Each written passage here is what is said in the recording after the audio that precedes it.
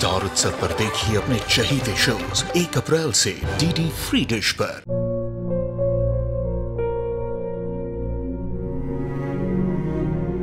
मैं डॉक्टर बनकर अपना और अपने आबा का सपना जरूर पूरा करूंगी।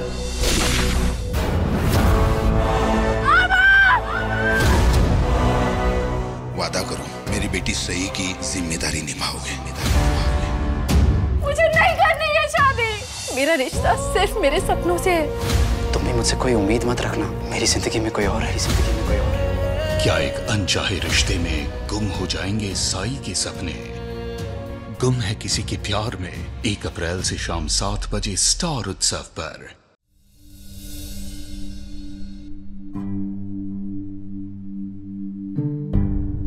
युवराज, एक बार सुहानी को फोन करके पूछना क्या हुआ। दादी को गए बहुत देर हो गई, अब तक तूने आ जाना चाहिए था। लगता है दादी आ गई, मैं देखता हूँ।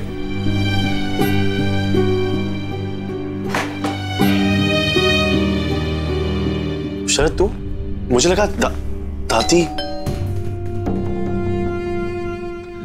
भैया हम देखते हैं।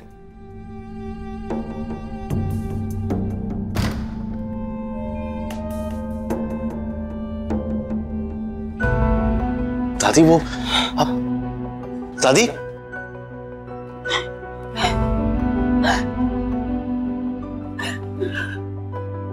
दादी क्या हुआ?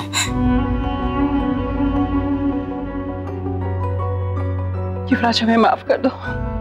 हमने बहुत मिन्नतें की पर वो नहीं माने। तुम लोगों ने हम लोगों से बात करना बंद कर दिया था, हमारे साथ उठना बैठना बंद कर दिया था, इसलिए हम वहां गए। पर दादी पर आप साफ साफ बताइए कि हुआ क्या है?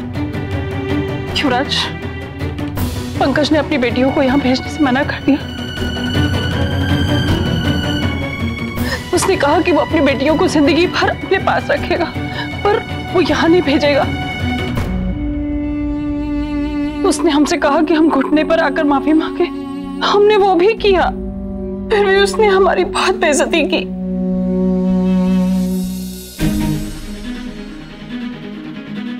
अब हम क्या करें युवराज?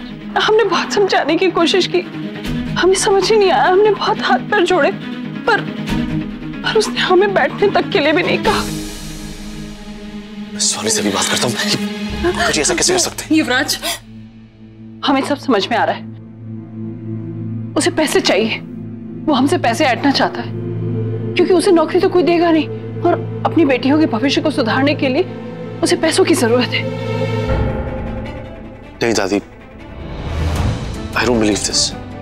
युवराज, अब तुम ही बताओ, जब तक ये जबरदस्ती का रिश्ता था तब तक उसे अपनी इज्जत का ख्याल नहीं आया, तो जैसे तुमने उस लड़की को अपना लिया उसके बाद उसे आत्मसम्मान याद आ रहा है।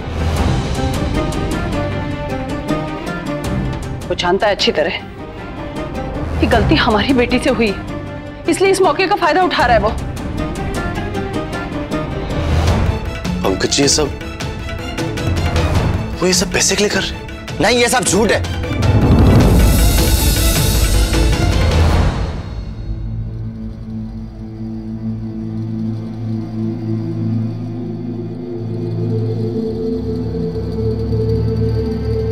तुम्हारी हिम्मत कैसे हुई बीच में बोलने की?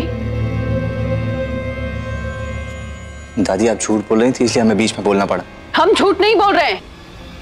हर मिडिल क्लास आदमी की तरह पंकज मौके का फायदा उठाना चाह रहा है। दादी हो सकता है कि आपको कोई गलतफहमी हुई हो। नहीं गुरु, कोई गलतफहमी नहीं हो रही, बल्कि दादी खुद गलतफहमी बनाई रही।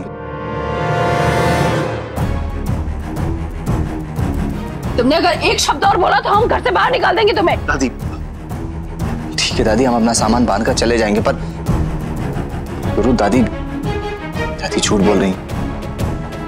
तुम्हारी हिम्मत कैसे हुई हमें झूठा कहने की? ये सब हो क्या रहा है? देखो युवराज, तुम्हारा ये निकम्मा भाई हम पर इल्जाम लगा रहा है, हमें झूठा कह रहा है। हम वहां गए थे, हमने उनसे मिन्नत नहीं की, हमने उन्हें वापस लाने के लिए भी कहा, लेकिन पंकज ने साफ मना कर दिया। उसने कहा कि जबरदस्ती के रिश्ते को वो खत्म कर देगा, पर बिरला हाउस के हर ऐशो आराम को वो देगा। उन्होंने ऐसा कुछ नहीं कहा, और ना ही दादी ने कोई मिन्नतें की उनसे। तुम्हें कैसे पता लड़के? तुम आते क्या? हाँ दादी।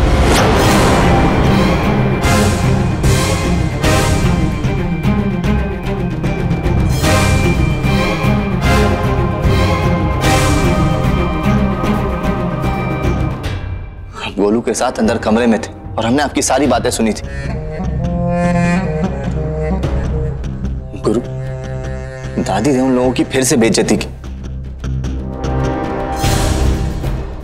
उनसे कहा कि उस झोपड़पट्टी में रहने से अच्छा वो यहाँ बिरला हाउस में आकर रहे।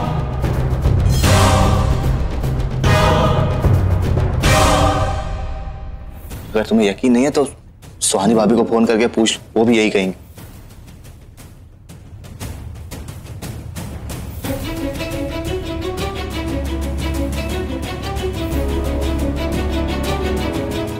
दादी, अगर आपको उनसे माफी नहीं मांगनी तो आप मत मांगिए, लेकिन कम से कम उनके बारे में झूठ तो मत कहिए, उन्हें गलत तो मत ठहराइए।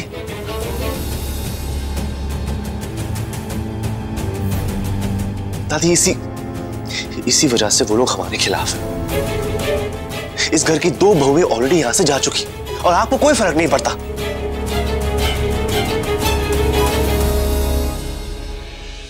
रहने दो युवराज, इनसे बात करके कोई फायदा नहीं, क्योंकि इन्हें वाकई हमारी खुशियों की परवाह नहीं है। ठीक है, हम दोबारा कोशिश कर लेंगे।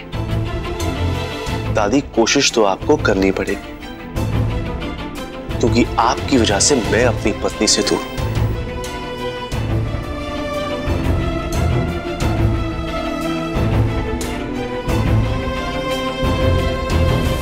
क्या? हाँ सुहानी, शरद से अभी हमारी बात हुई। उन्होंने बताया कि दादी ने वहां झूठ बोला है। उन्होंने कहा कि पापा ने हमें इसीलिए नहीं भेजा क्योंकि वो दादी से पैसे हटना चाहते हैं। लेकिन दी, युवराज ने दादी की बात पे कभी भरोसा नहीं किया होगा। यही वजह है कि पापा ये सब कुछ कर रहे हैं। जब दादी आज यहाँ पर आई थी ना, तो हमें उनके लिए बहुत बुरा लग रहा था। दी, दादी हमसे उम्र में इतनी बड़ी हैं और इसके बाद भी ऐसी ऊंची हरकतें कर रही हैं। समझ में नहीं आ रहा कि उन्हें हम समझाएं तो कैसे समझाएं। युवराज की बहुत याद आ रही, लेकिन दादी के गलत इरादे। उसी वजह से हम तुम दोनों को यहाँ लेकर आए। उन्हें दूसरों को इज्जत देना सीखना होगा, खासकर सुहानी को।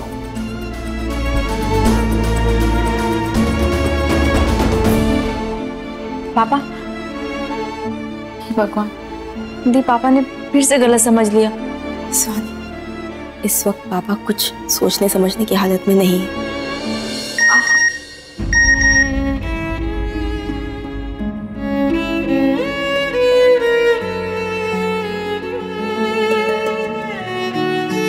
आज का मैसेज, डेट याद है? हमें तो कुछ समझ में नहीं आ रहा। एक तरफ पापा इतने गुस्से में और ऊपर से दादी अपने खेल खेलने से बाज नहीं आ रही। हमसे युवराज को हमसे मिलना है, क्या करें हम? तो सुहानी, तू नहीं मिलना चाहती क्या उससे? मिलना है दी, लेकिन हम मिले तो मिले कैसे?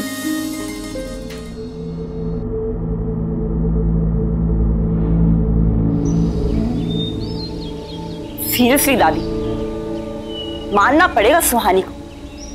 अब देखिए ना, वैसे तो घर वाले सब हमें विलन समझते हैं, पर असली वैम्प तो सुहानी निकली। कैसे उसने आपको आपकी पूरी फैमिली से दूर कर दिया, यहाँ तक कि उसने आपको आपके युवराज से भी दूर कर दिया दादी। हाँ दादी, बाप रे, उनकी इतनी हिम्मत, उन्होंने आपको झूठा कह दिया। मतलब अब तो शरद भी आपको उल्टा जवाब देने लग गया, और कल को ऐसा तो नहीं होगा कि रमेश भी हमें ऑर्डर्स देने लग गया। शराब में इनका। दादी, मुझे लगता है कि अब वक्त आ गया है कि आप सबको ये याद दिला दें कि इस घर का असली मुखिया कौन है। अब मेरा मतलब है दादी, वो लोग आपसे एक्सपेक्ट भी कैसे कर सकते हैं कि आप एक मिडिल क्लास बैंकर के आगे हाथ जोड़कर माफी मांगेंगी? दादी, कभी कभी तो मुझे ऐसा लगता है कि हमें वो फैमिली फोटो उठाकर फेंक देना चाहिए और पुराना वाला फोटो लगा देना चाहिए जिसमें सुहानी है ही नहीं।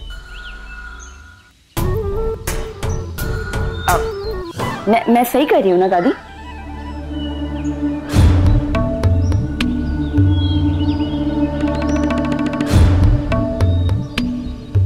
एक काम करो रेक्स, लेडीज स्पेशल मैगजीन वाली उस रिपोर्टर को बुलाओ कल। वो बहुत दिनों से हमारा इंटरव्यू लेना चाह रही है, पर गौरी के केस की वजह से हम उसे इंटरव्यू नहीं दे पाए, पर कल हम इंटरव्यू देंगे। ओके दादी। कल हम सब सही कर देंगे। युवराज जो चाहता है हम करेंगे और फिर हार जाएंगे। फैमिली का एक फोटोग्राफ बनाएंगे बिना उस लड़की के, वो उस मैगजीन में देंगे, जिससे उसे एहसास होगा कि बिरला परिवार छोड़ने के बाद वो बिरला परिवार का हिस्सा कहलाने के लायक भी नहीं है।